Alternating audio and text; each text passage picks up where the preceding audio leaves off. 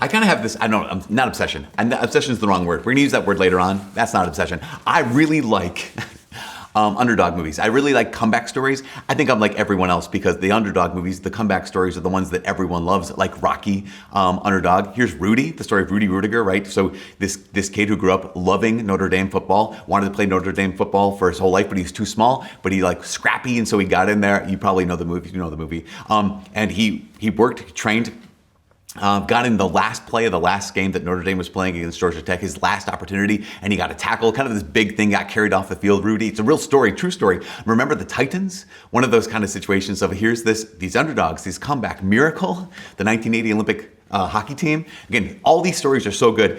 One that has happened, a real story. They haven't made a movie about it yet. But if you've seen the Kentucky Derby here this last year, in 2022, this incredible story of this horse called Rich Strike, who wasn't supposed to be in the race. In fact, there was like a lane that was open that they drew. I don't know if they drew his name, but this horse, who I think most horses they say cost millions of dollars. These thoroughbreds in the Kentucky Derby cost millions of dollars, and he cost something like $30,000, which I think is still expensive. But like, I'm not a horse person. Anyways, Rich Strike, his name gets drawn. He's in whatever lane. Not expected to win. Not expected to do well. In the most incredible upset, the odds against him were 80-1. In the last lap, not the last stretch, home stretch, he passes 16 other horses and wins by like a length or wins by a body. What is just incredible. It's just the coolest thing. I'm not even a horse person, and it's just the coolest thing to watch. But here's the question. When it comes to Rudy, when it comes to Miracle, when it comes to Rich Strike here winning the Kentucky Derby, the question is, okay, so then what? Like, yeah, that's great.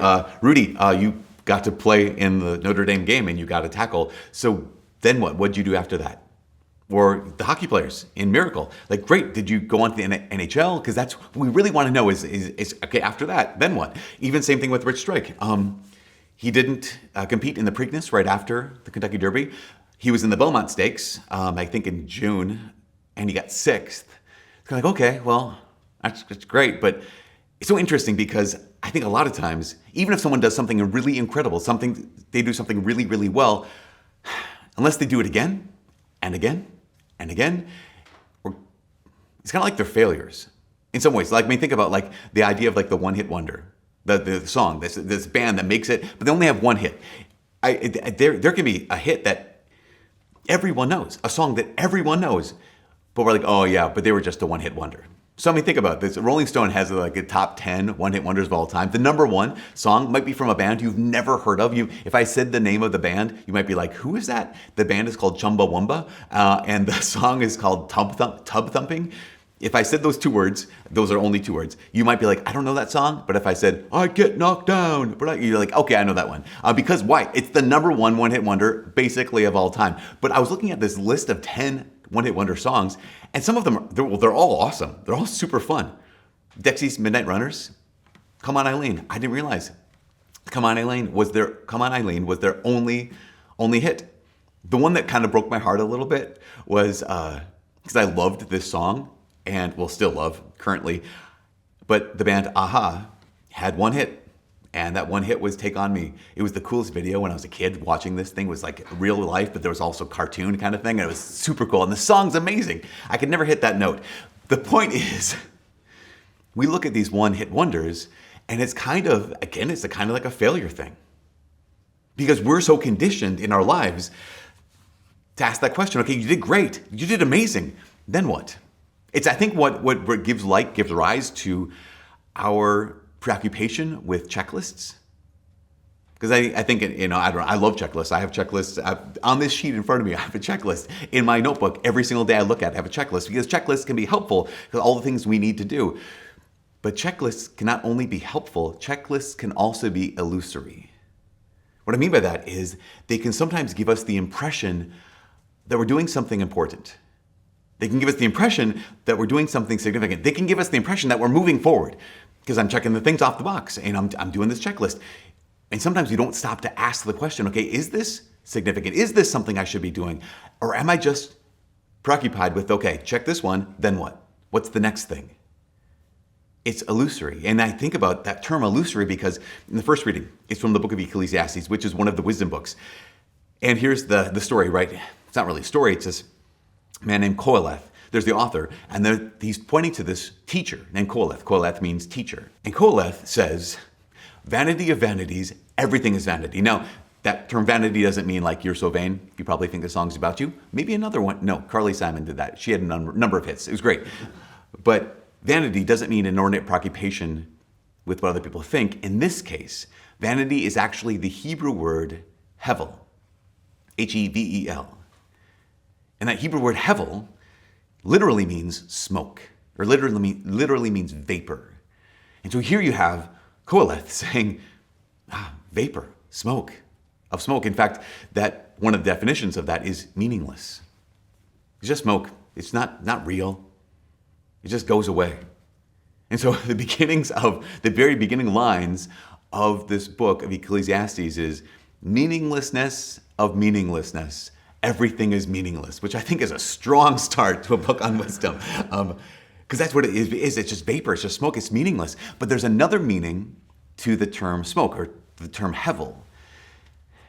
And it's like an enigma, meaning smoke is, you look at smoke, and I remember hearing a commentator talk about this and said, so smoke is a thing. You can look at smoke, but you can't grab onto it. You can't hold it.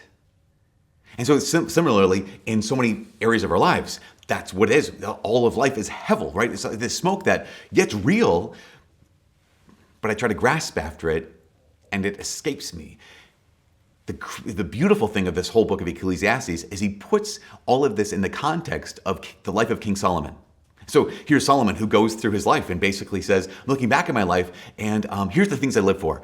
And I realize they're all hevel. They're all this smoke. They're all grasping, chasing after the wind. He starts with saying, so here I am, Solomon, the king. And I can have any food I want, any drink I want. And I realize, after a bit, it's all hevel. And so he maybe wealth. And in the time of Solomon, if you remember this from a couple of weeks ago, it said in the time of Solomon, they had so much gold. He amassed so much gold that silver was like rocks. Silver was like stones. So he said, I amassed all this wealth. But then, in the end, what is it? It's just hevel. So he had success in fame. Remember, the Queen of Sheba comes to visit him, and he had this notoriety. And he realizes, okay, fame and success, it's all hevel. It's just smoke. And so even that sense of he has an importance, he has wisdom. And even in the book of Ecclesiastes, it says, but even the people who are wise, they die, just like fools do. So what's the point? Like,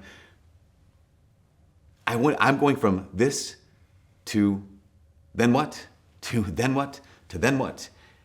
And he realizes that all of it is just a chase after hevel. It's all a chase after smoke. It's a chase after wind, because none of it makes me happy. Which reminds me of another wisdom author, Jim Carrey, who a couple of years ago, Jim Carrey was quoted as saying, he said, I think that everybody should get rich and famous and do everything they ever dreamed of so that they can discover that it's not the answer. I think that's remarkable. Think about Jim Carrey. I wish that everyone could get rich and famous and do everything they ever dreamed of and realize that it doesn't make them happy, that it's just a chase after the wind, because we get what we thought we wanted, and then we ask the question, then what? So right after I graduated graduated college, I did a thing called NOLS. And NOLS stands for the National Outdoor Leadership School.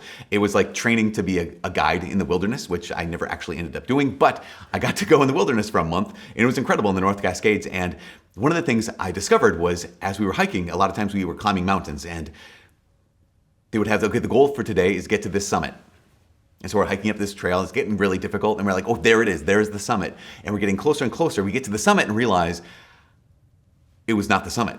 It was what they call a false summit.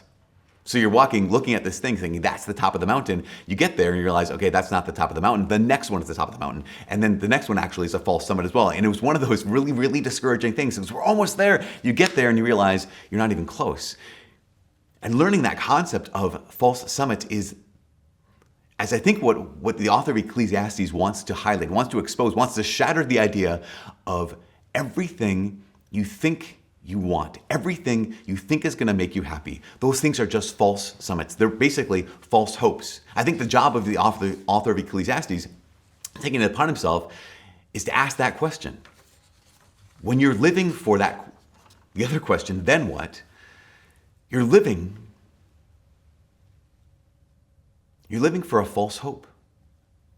And this is what's true for so many of us, right? We talk about this for our students all of the time. It's that sense of, okay, in high school, I gotta, once I know what college I'm gonna go to, then I'll be fine, then I'll be happy. Once I got into that college, okay, then I'll be happy. Once I figure out my major, because sometimes that stress of the first year or second year is like, I don't know what I want to do, but now I have my major, okay, then I'll be fine. Or once I graduate, then I'll be fine. Or once after graduation, I have that relationship. Once that person proposes, once we actually get done with the wedding, all these things, it's just the then what? Then what? Once we have kids, once those kids are grown, once those kids are gone, then I'll be happy. Once I retire, then I'll be happy. Because we have this obsession with being done, right? I just want to be done with this thing.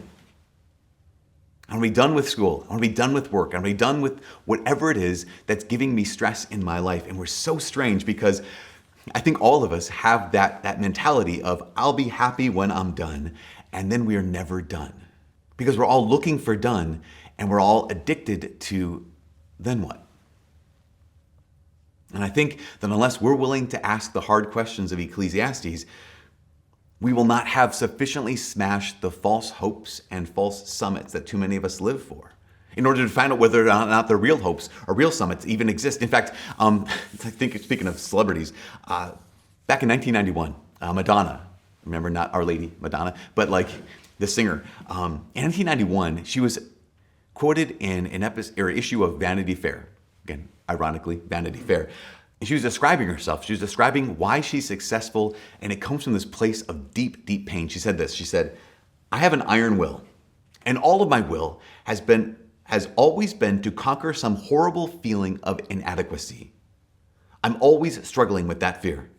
I push past one spell of it, and I discover myself as a special human being, and then I get to another stage, and I think I'm mediocre and uninteresting.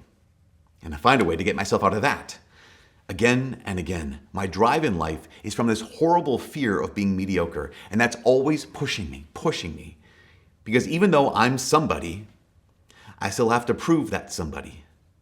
My struggle has never ended, and it probably never will. Again, the goal of Ecclesiastes is what? To highlight that most of what we're doing is chasing after the wind. We're chasing after Hevel, and he's done this. He's just brilliant, because why? The author of Ecclesiastes has created a life, or he's painted a picture of a life in which God has been factored out of the equation. And with God out of the equation, he just looks at this and says, wow, there's nothing new. With God out of the equation, he says, there's nothing here that lasts, that everything ends. In fact, he even highlights this, that everything dies and everyone dies. And then what? He points out that time and death will make most of life Hevel. That time and death will make most of what we live for Hevel.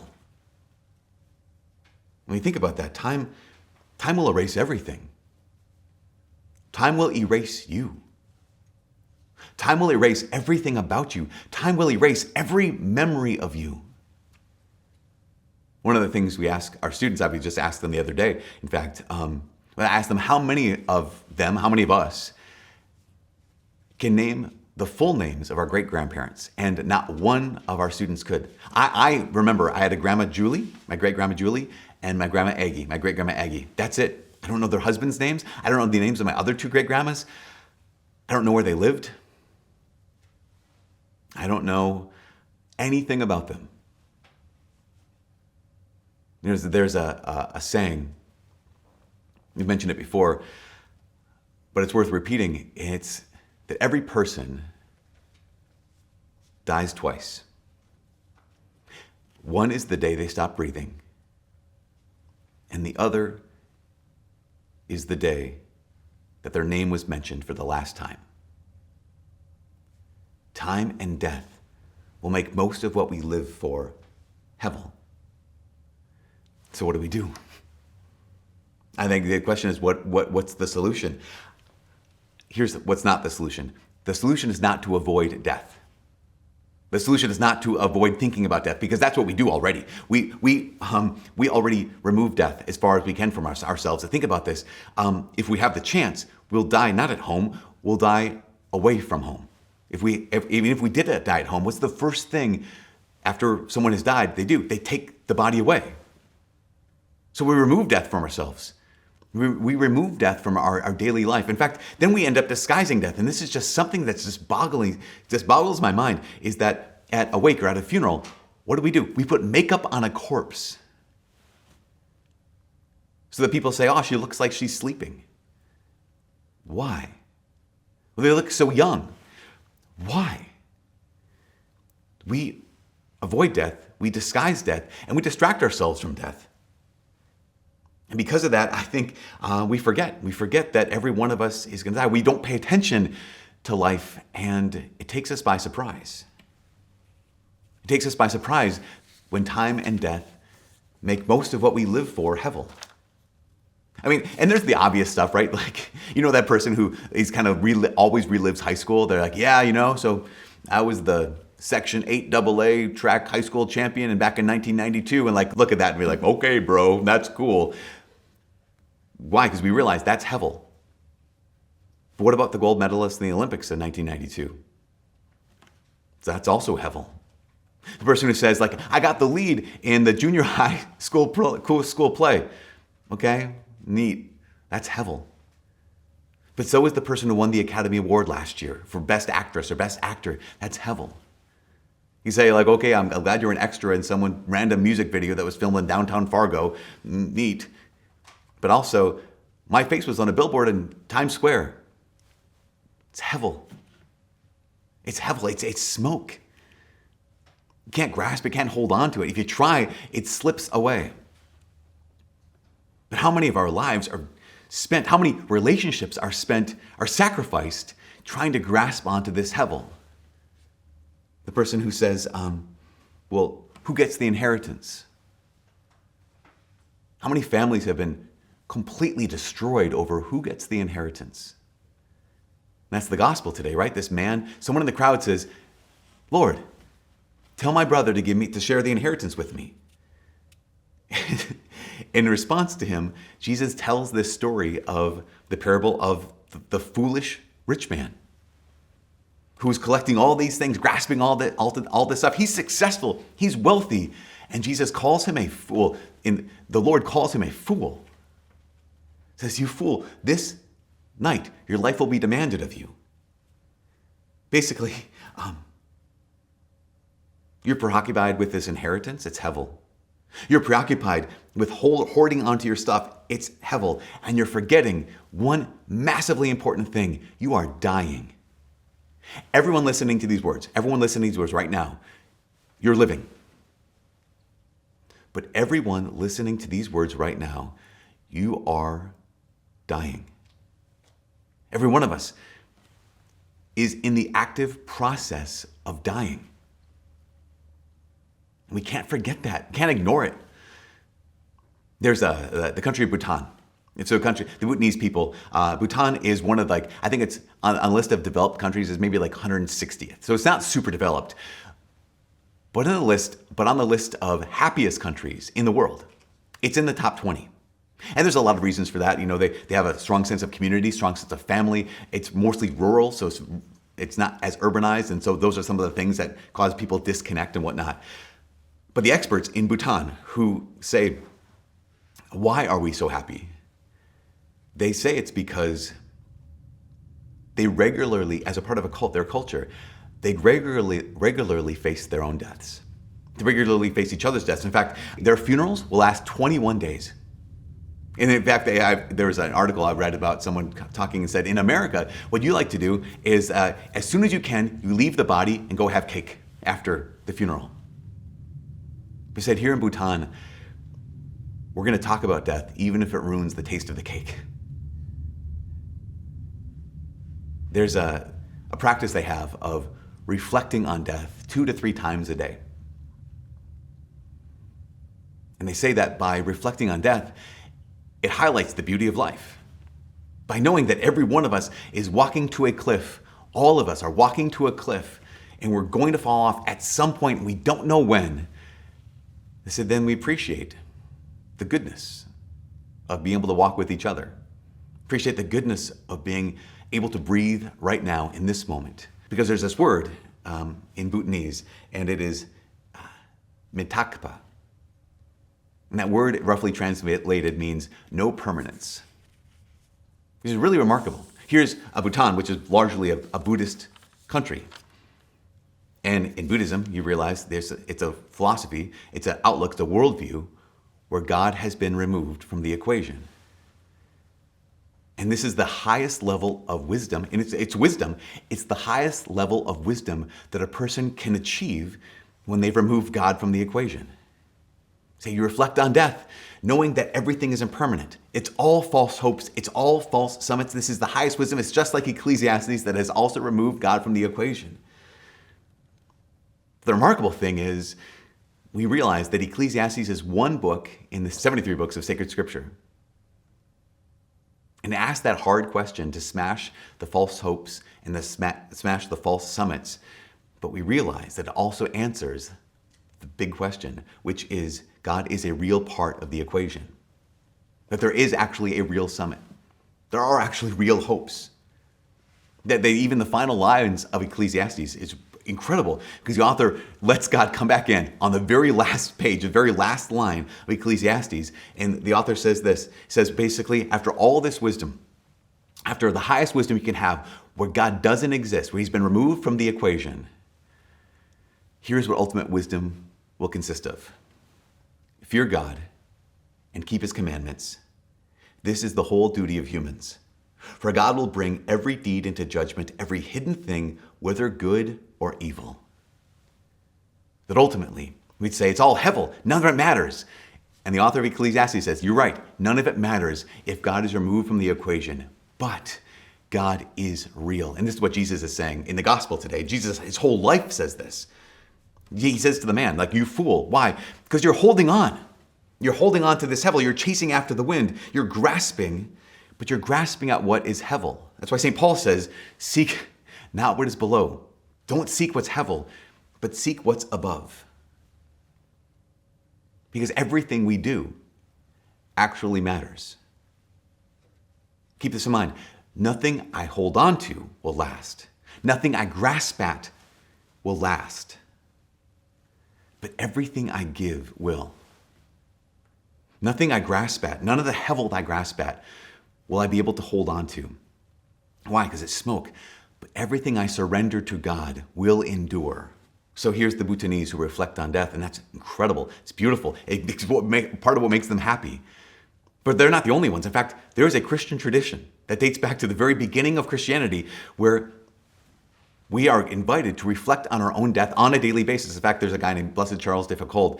He was a desert kind of hermit who went out to be a missionary to Muslims. And he would himself spend 30 minutes every single day reflecting on his own death, praying about his own death. You don't have to do 30 minutes every day, but think about these Bhutanese Buddhists who are wise enough to reflect on their own deaths 2 to 3 times a day, to stop and to think as Christians, as those who belong to Christ, and to reflect on the fact that, okay, this life is not going to go on forever, but also there's more to this life than just this life. You know, there's a custom of the monks and nuns of having a skull on their desk. So as they would do their work, they'd be reminded of this Latin phrase, memento mori, which simply means nothing more than remember your death. To remember the fact that at some point you are going to die, and at some point you're going to have the opportunity, like Ecclesiastes says, to answer for your death. This is the last thing. There's a church in Rome. There's a lot of churches in Rome. There's one church in particular in Rome that was built by Capuchin monks, so a strain of the Franciscan order, and it's called the Bone Church. And it is aptly called the Bone Church because the entire thing is made of bones, human bones. That there are, archways that are skulls stacked, over 6 feet high. The walls and altars are made from human femurs. There's pelvises and there's spines, whole vertebrae. There's in fact whole intact skeletons. Some of those skeletons are of priests and they have their vestments on. Some of those skeletons are beggars and they're wearing beggars' clothes. Some of those skeletons have whatever tool they used to use when they were alive, and they're holding those tools here in this church made of bones. As you walk into the bone church, there is a sign that reminds every visitor, every pilgrim, of the most important thing they can be reminded of by looking at this bone church. It's not simply dark, it's not macabre, it's not grotesque. It's a reminder. And that sign says, what you are now, we used to be. What we are now, you will be. It is a part of our story to reflect on our own death and to not avoid it, to not remove it, to not disguise it, to not distract ourselves from this. But he's incredible because in this chapel, in this church, the last 6 rooms I think are the most important. The last 6 rooms are the chapel of the resurrection. And in the chapel of the resurrection, there's this painting, and the painting is framed with bones, naturally. But the painting itself is a painting of Jesus raising Lazarus from the dead. Because it's highlighting this reality that yes, every one of us is going to die. But it's highlighting a deeper reality, is that every one of us is going to be raised from the dead to everlasting glory or to everlasting shame. And there's an author who described this, and she wrote this. She said, one day, by the mercy of God, these bones will again belong to living bodies.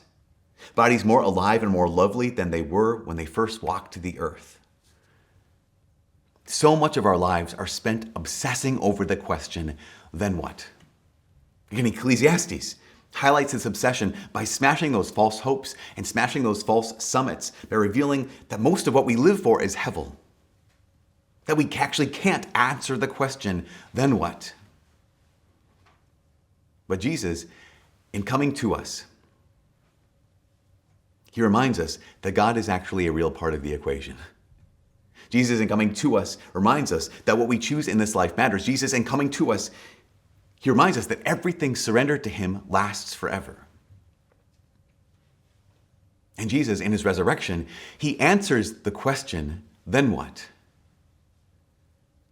Because Jesus then points to his body that lived, that died, and that is risen. And he says, then this.